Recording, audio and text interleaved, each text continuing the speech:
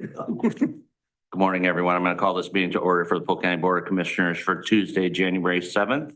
All commissioners are present. Please join me in the Pledge of Allegiance. Pledge allegiance to the flag of the United States of America and to the republic for which it stands, one nation, under God, indivisible, with liberty and justice for all. All right, first up is for comments for items not on the agenda. Yes, please come forward. Please state your name and address for the record. My name is Lena Kayla. My address is 6580 Rick Real Road, Independence. Again, my name is Lena Kayla. I'm a resident of Polk County, 3 minutes, a by the wife way. and a mom. Huh? Sorry, 3 minutes, by the way. I timed it. Sorry. I'm good. I've been active with Polk County 4-H and Polk County OSU Extension for about 10 years. In transparency, I have participated on your OSU Extension Budget Committee for 22, 23, 24 budgets. I'm also the current treasurer of the 4-H Association, current 4-H parent, and former 4-H leader and volunteer.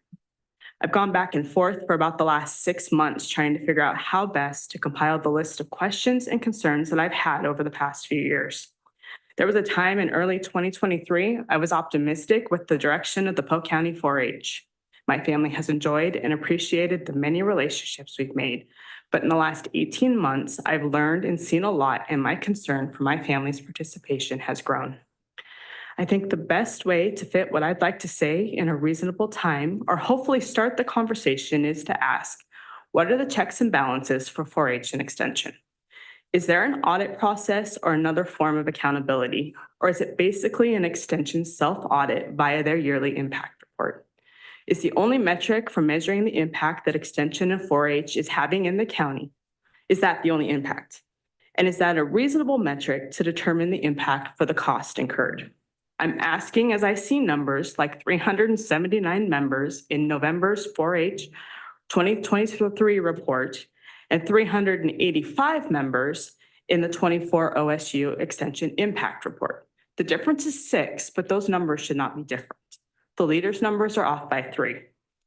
Is anyone verifying OSU's organizational core values and operating principles and how they align with Polk County and the community they serve?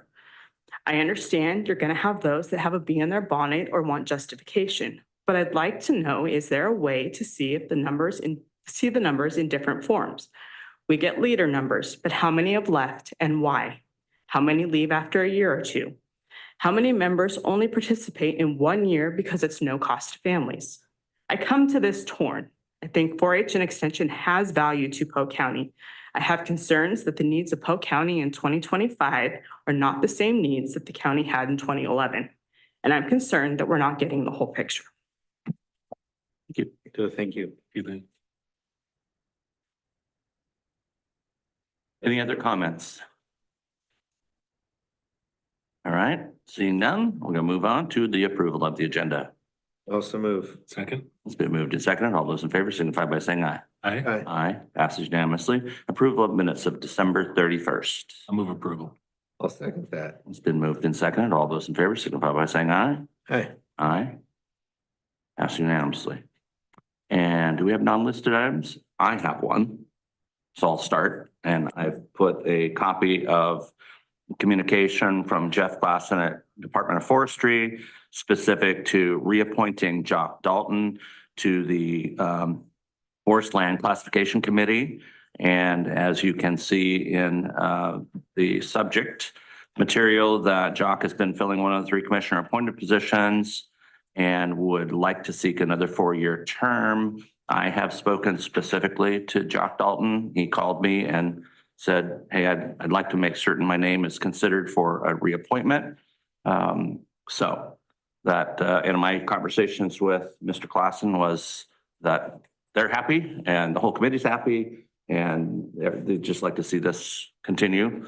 And actually, Mr. Dalton has been filling this position, should have been reappointed a year ago, and we just missed it. So anyway, this is the formal process, as formal as I said it needed to be to Jeff. Just send us an email and we can take this up. I'll take a motion to approve Chuck's appointment for another 4 years. I'm wondering if I could get a little more information about the committee. I'm happy to do this as well. I'll second the motion in a second, but I'm hoping to get a little more information. I don't know if there are bylaws, curious about the charge, all that stuff. That's on me to research a bit, but haven't done that because it's an add-on. So I'll second the motion, given the positive reviews of his performance and. And I would suggest, well, first, I know about this, again, this has been going on for a long time. This is the group that reviews different properties that have to be considered for forest classification taxes. Right. And their contributions to the fire fund. And that's the specifics I know about, but I would absolutely, suggest that you have a conversation with Jeff. Yeah. Just to get all of the background on it, but this has been ongoing for quite a long time and it's a very successful group. They're all small Woodlands folks, generally that sit on that committee. And are all the members appointed by this board? Yes. Okay. But that, as far as I know, that's about the extent of our activity Okay. in this work is just appointing those members. Okay. All right, so we have a motion to approve this appointment and a second. Any further discussion? All those in favor signify by saying aye. Aye. I'm sorry, I didn't hear you. Yes? Aye. Yeah. Okay. Passes unanimously. Any other add-ons? No? Welcome back, Mr. Hanson. You should have had plenty of time to think about add-ons, so just want to throw it to you one more time. I had plenty of time to think. Okay, excellent. Not add-ons yet, though. Okay, seeing nothing further, we are adjourned.